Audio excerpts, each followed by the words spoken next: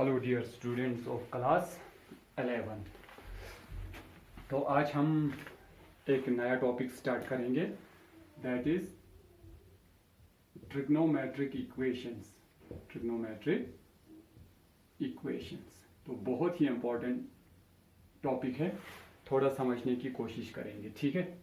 अब जो trigonometric functions जो होते हैं वो पीरियोडिक फंक्शंस होते हैं। पीरियोडिक का मतलब हो गया कि कुछ इंटरवल के बाद ऐसा फंक्शन जो कुछ इंटरवल के बाद अपना वैल्यू जो है वो रिपीट करता है, यानी हर एक वैल्यू के लिए नया वैल्यू नहीं, बल्कि एक इंटरवल है, उस इंटरवल में कुछ नए वैल्यूज दिए, फिर जो नया इंटरवल स्टार्ट होगा उसमें वो फिर जो है वही वैल्यू जो है वो जनरेट करते हैं, सेम वैल्यू जनरेट करते हैं।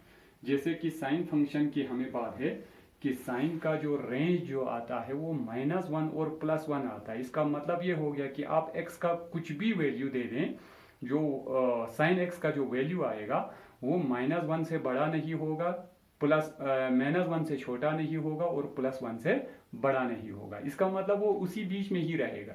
x का आप जो भी वैल्यू दे दो वो उसी बीच में ही रहेगा। तो आपने कुछ इस टाइप का ग्राफ जो है इसका खींचा होगा साइन फंक्शन का। तो यहाँ पर 0 पर तो इसका वैल्यू 0 होता है, साइन 90 पर इसको हम π/2 लिखेंगे तो यहाँ पर इसका वैल्यू जो है वो 1 होता है, यहाँ पर 0 होता है। फिर जब इसका वैल्यू π पर पहुँचता है तो ये फिर 0 हो जाता है। फिर यहाँ पर 2π/3, 2π/3, फिर यहाँ पर 2π, यहाँ पर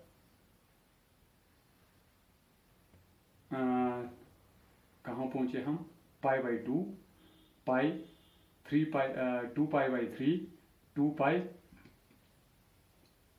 सॉरी यहाँ गलत लिखा, हम उस तरह लिखेंगे। यहाँ पर 90, 180, 270, 360, उसके बाद आप फिर 98 कर दीजिए इस पर, ठीक है। तो इस तरीके से ये वैल्यू जो है जब यहाँ पर पहुँचेगा तो ये अपना वैल्यू जो है फिर 1 पर ले जाएगा, यहाँ पर 1। तो सिमिलरली यहाँ पर -π/2, फिर -π, -3π/2, ये π/2 हो गया, ये π हो गया, ये 3π/2 हो गया। यहाँ पर ये वैल्यू लिख रहा हूँ 270 का, ये 2π हो गया, ये 5π/2 हो गया, यहाँ पर वैल्यू 5π/2, फिर यहाँ पर 4π हो गया। इस तरह ये चलता जाएगा, ठीक है।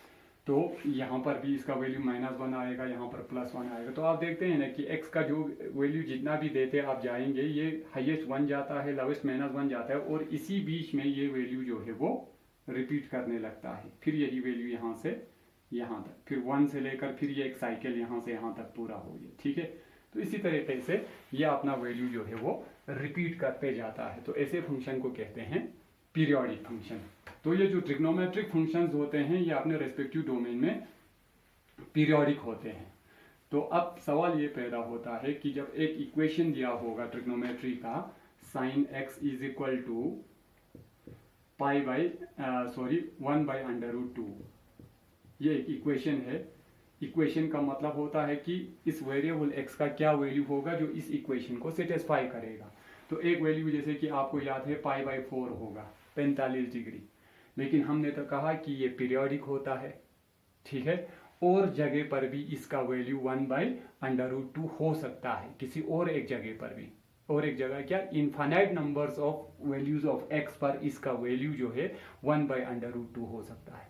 बहुत सारे वैल्यूज पर इसका आंसर x के वैल्यूज के लिए ये 1/√2 दे सकता है। तो वो सारे हमें निकालने होंगे, ठीक है। और उन सारे वैल्यूज को, x के वैल्यूज को तो हम जनरल सॉल्यूशन कहेंगे। जो x का वैल्यू होगा उसको सॉल्यूशन कहते हैं ना हम इक्वेशन में। तो जो x के इनफाइनाइट नंबर्स ऑफ वैल्यूज होते हैं उसको तो हम जनरल सॉल्यूशन कहते हैं।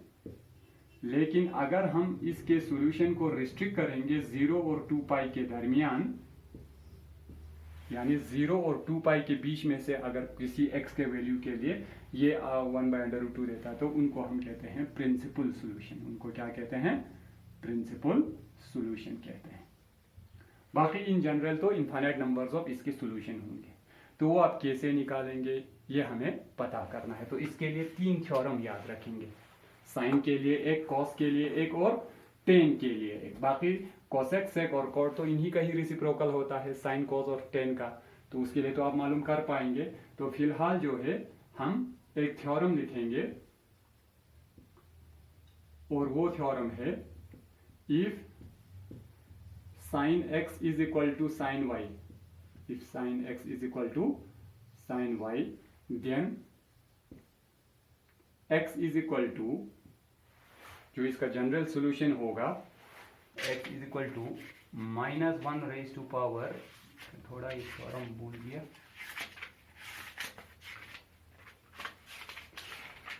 इसका स्टेटमेंट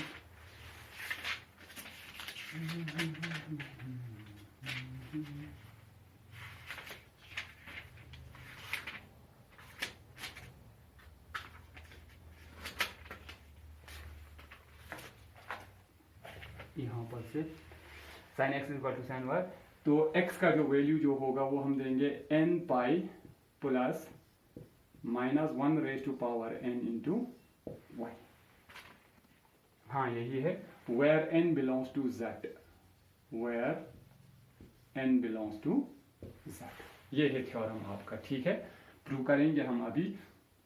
तो ये आपको ख्याल रखना है कि जनरल सॉल्यूशन है यहाँ पर n के, अगर हम 0 और 2 पाई के बीच में इस वैल्यू को रेस्ट्रिक्ट कर देंगे तो हमें प्रिंसिपल सॉल्यूशन मिलेगा। तो फिलहाल तो इसी को प्रूव करेंगे। Prove, we have sine x जो है वो बराबर दिया है साइन y के, sine x is equal to sine y, which implies sine x minus sine y is equal to 0, plus sine y को इस साइड में लाया। तो ये अब हम यहाँ पर फार्मूला इस्तेमाल करेंगे sine x minus sine y या sine a minus sine b का, तो वो बराबर होता है twice sine of a plus b, x plus y divided by 2 sine x minus sine y, twice sine cos x minus y by 2 is equal to 0. I would like to check this formula कि मैंने सही लिखा कि मैंने गलत लिखा। यहाँ पर ये formula sine x minus sine y twice cos है, यहाँ पर इसी में थोड़ा गड़बड़ हो गया, मुझे भी लगा ट्वाइस कॉस और ये है साइन। अब ठीक है, twice cos of x plus y by 2, sine of x minus y by 2। ठीक है, ये तीनों प्रोडक्ट में है, ये ख्याल रखिएगा। तो 2 multiply by cos of theta multiply by sine of theta is equal to 0, is equal to 0, yes, cos x sine y is equal to 0। ये कुछ इस टाइप का है, twice sine x cos y is equal to 0, where y is equal to this quantity and x is equal to this quantity. तो ये 3 number का product है और आंसर 0 है। तो इसका सीधी सी मतलब है कि इसमें से किसी एक न एक को तो 0 होना पड़ेगा, तो 2 तो 0 नहीं हो सकता। तो वी हैव आइदर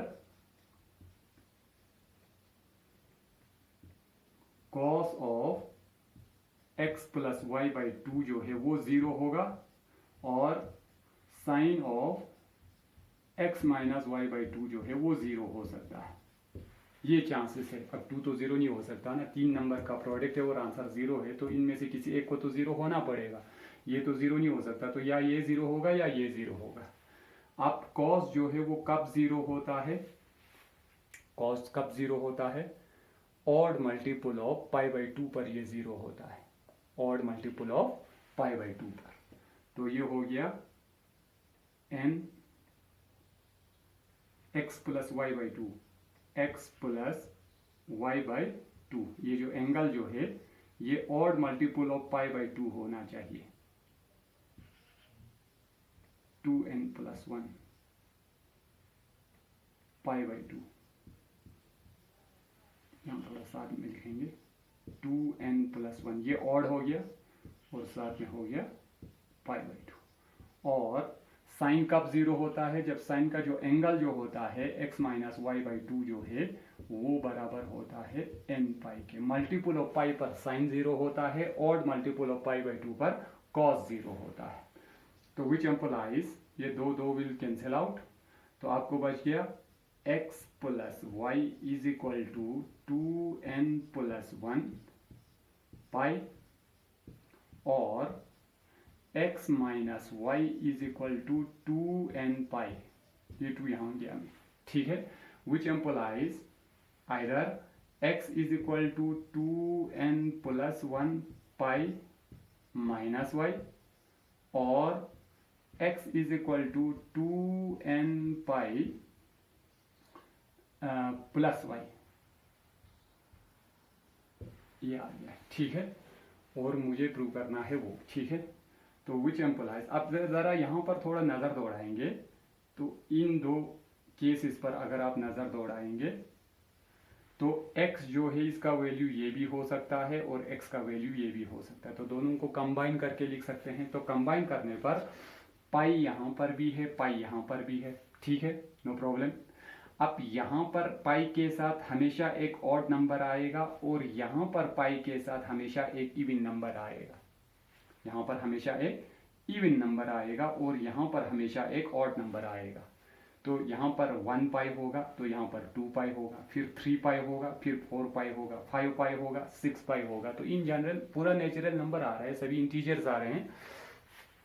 तो इन दोनों की जगह पर हम सीधा n लिखेंगे, फिर दोनों को कंबाइन करके, और x is equal to odd भी है और इवन भी है, तो दोनों है, तो हम इसको n पाई लिखेंगे, where n belongs to z, n belongs to z। n जो है वो क्या है, इंटीजर्स है, 1 2 3 4 -1 -2 जो भी है। अब देखिए प्लस माइनस वाई भी लिख सकते हैं, या एक बार में माइनस आ रहा है एक बार में प्लस आ रहा है, तो हम इसको लिखेंगे, वो n की वैल्यू पर डिपेंड करेगा, plus minus 1 raise to power n और साथ में क्या आएगा y। तो अब ये दोनों वैल्यू जनरेट करेगा। n का वैल्यू अगर ऑड लेंगे तो -1 आ जाएंगे, n का वैल्यू अगर इवन लिया तो प्लस y आ जाएगा। वही हमें जरूरत है, इवन के साथ प्लस y, ऑड के साथ -y। तो ये n खुद डिसाइड करेगा कि y प्लस आना है कि माइनस आना है। तो ये इसका जनरल सॉल्यूशन हो गया, ठीक है। दूसरा है मेरे पास, अगर दूसरा थ्योरम,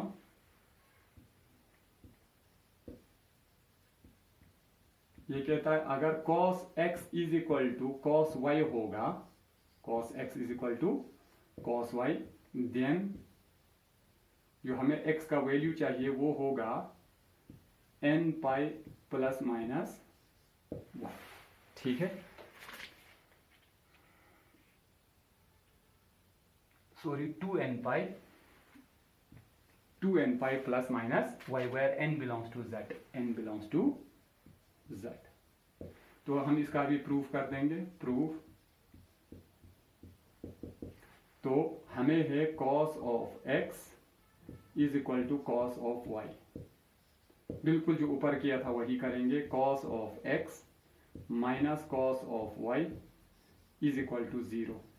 अब cos x minus cos y या cos a minus cos b का फार्मूला इस्तेमाल करेंगे।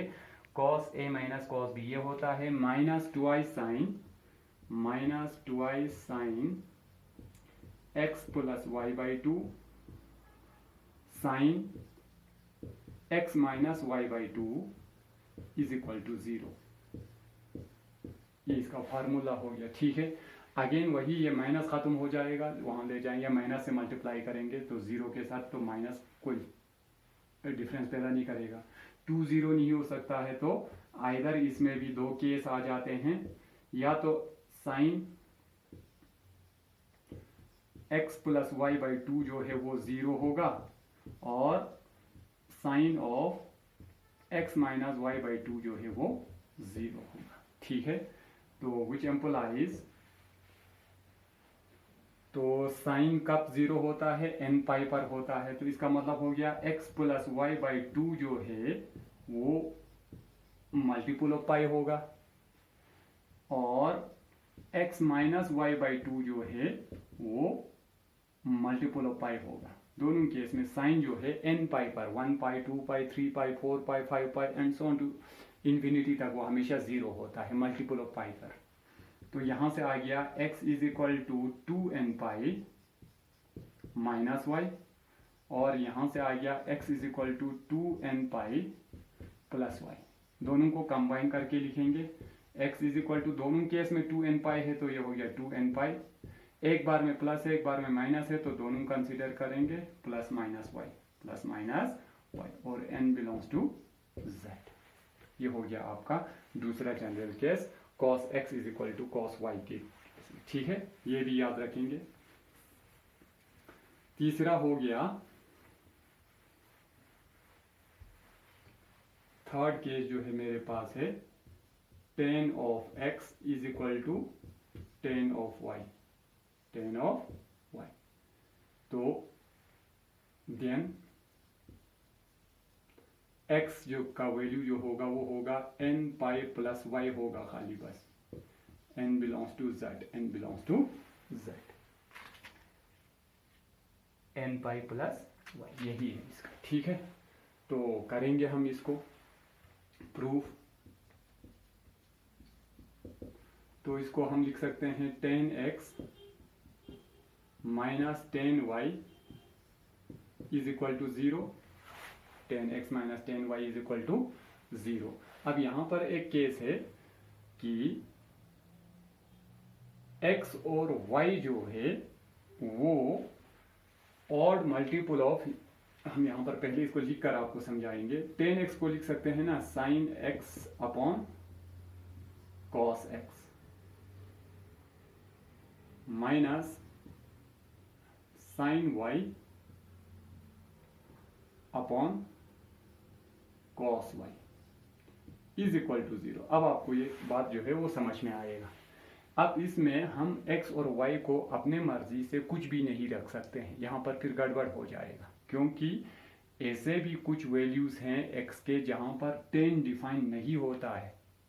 और tan क्यों डिफाइन नहीं होता है? क्योंकि tan बराबर होता है साइन बटा कॉस के, और कॉस का वैल्यू जो है कुछ कुछ जगह पर 0 होता है। तो अगर कॉस का वैल्यू 0 हो गया तो फिर तो ये मीनिंगलेस हो जाएगा ना, अनडिफाइंड हो जाएगा साइन x बटा 0।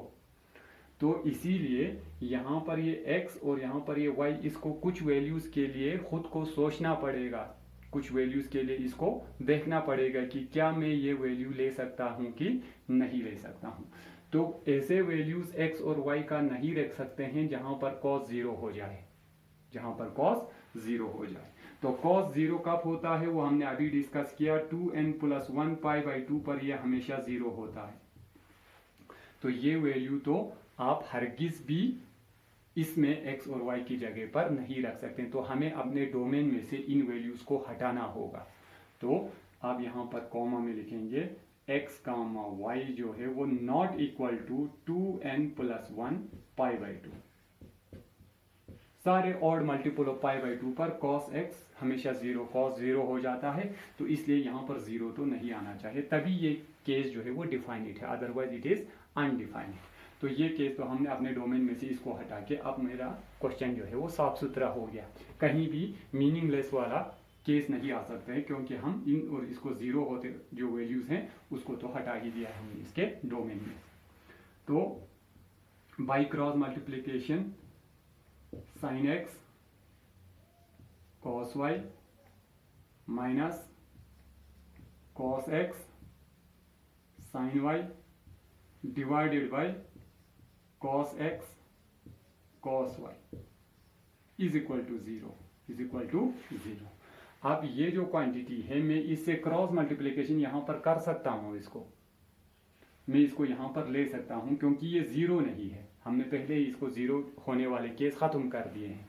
तो मैं इसको यहाँ पर लेके मल्टीप्लाई क्रॉस मल्टीप्लाई कर सकता हूँ। अब तो आपको बचेगा सिर्फ sine x cos y minus cos x sin y is equal to this into 0। अगर ये 0 हो रहा होता किसी जगह तो आप इसको कभी भी यहाँ नहीं ले सकते, ठीक है, क्योंकि division by 0 is not possible, ये कुछ जाना पहचाना सा फार्मूला है आ गया। Sine A cos B minus cos A sine B, ये साइन ए प्लस बी के बराबर होता है sine of x plus y is equal to 0। Sine x plus y, sine x cos y minus cos x sine y. अब sine कब 0 होगा? जब sign का एंगल जो है वो n पाई होता है, तभी ये 0 होता है। मल्टीपल ऑफ पाई पर साइन हमेशा 0 होता है, तो साइन का एंगल जो है वो मल्टीपल ऑफ पाई होगा तभी 0 होता है। तो इसका मतलब हो गया x प्लस वाई, जो आपका एंगल जो है साइन का, वो 0 होता है कब? n पाई पर। फिर x is equal to n pi plus y को वहां ले जाएंगे तो ये आ जाएगा माइनस वाई। हमने यहाँ पर गलत लिखा है, हाँ यहाँ पर फार्मूला है ना माइनस, सॉरी यहाँ पर ठीक है, हमने ठीक लिखा, ये प्लस ही है।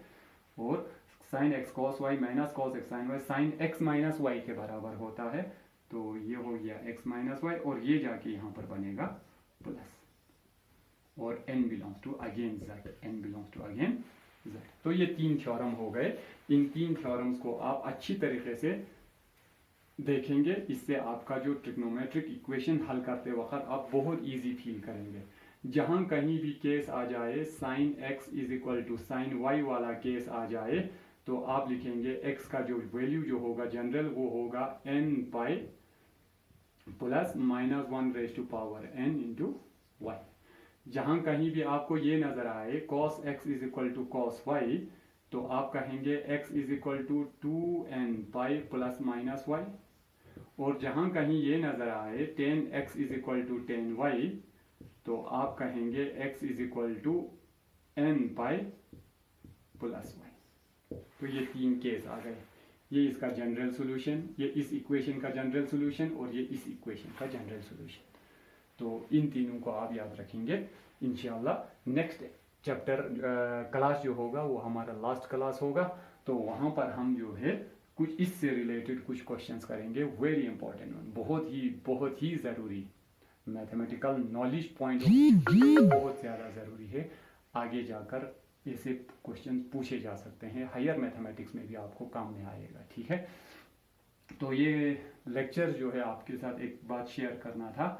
मैं जो है व्हाट्सएप पर इसको अपलोड करना थोड़ा मुश्किल हो रहा था, बीच बीच में ब्रेकअप हो रहा था, तो इसलिए मैंने एक यूट्यूब चैनल जो है वहाँ पर बनाया है। आपको लिंक जो है हर एक लेक्चर के साथ मैं ग्रुप में भेज देता हूँ, तो आप उस लिंक पर क्लिक करके वहाँ पर यूट्यूब पर आप इसको देख सकते हैं। यूट्यूब पर आप आसानी के साथ इन लेक्चर्स को चला सकते हैं, ठीक है। क्वालिटी थोड़ा बहुत सेक्रीफाइस करना पड़ रहा है, क्योंकि ये लेक्चर जो बनता है वो तकरीबन 350 MB 400 MB का बनता है। अगर हम 20-22 मिनट का लेक्चर रिकॉर्ड करते हैं तो वो अपलोड होना बहुत ज़्यादा मुश्किल है। आप नेटवर्क हमारे जानते हैं कि क्या स्पीड है यहाँ पर। फिर भी मैं कोशिश करता हूँ कि शाम को देर गए यहाँ पर एक जगह है, वहाँ जाके आपको अपलोड करने की कोशिश करता हूँ। तो बड़ी मुश्किल से 1 घंटा सवा घंटा वेट करने के बाद हो जाता है। अब 12 का भी क्लासेस जो है वो अपलोड करना होता है, 2 क्लासेस। तो आप ऐसा करेंगे, आप यूट्यूब चैनल को सब्सक्राइब करेंगे, तो सब्सक्राइब करने से आपको ये फ़ायदा मिलेगा कि आप सीधा मेरे चैनल पर पहुँच जाएंगे। वहाँ पर वीडियोस है, साइड में एक प्ले लिस्ट लिखा हुआ है, तो आप प्ले लिस्ट को क्लिक करेंगे तो आपको वीडियो जो है ढूंढना नहीं पड़ेगा। आपको सीरियल वाइज 11 का जो क्लासेस है वो 11th वाले प्ले लिस्ट में मिलेंगे, और 12th वाले वो 12 के सेक्शन में प्ले लिस्ट में मिलेंगे, और लेक्चर वाइज मिलेगा। तो आपको ढूंढने में कोई परेशानी नहीं होगी, आप चैनल को सब्सक्राइब करके वहाँ पर देख सकते हैं। तो तब तक के लिए थैंक यू वेरी मच।